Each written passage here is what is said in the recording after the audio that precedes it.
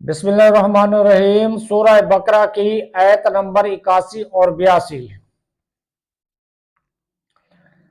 بلا من کسب سیئات واحاطت به خطیئته فاولئک اصحاب النار هم فیہا خالدون والذین آمنوا وعملوا الصالحات اولئک اصحاب الجنۃ هم فیہا خالدون۔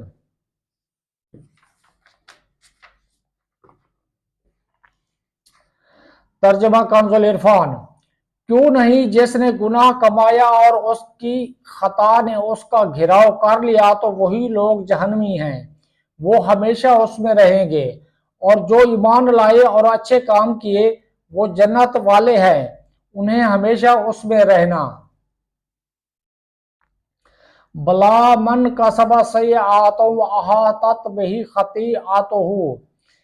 کیوں نہیں جس نے گناہ کمایا اور اس کی خطا نے اس کا گھیراؤ کر لیا۔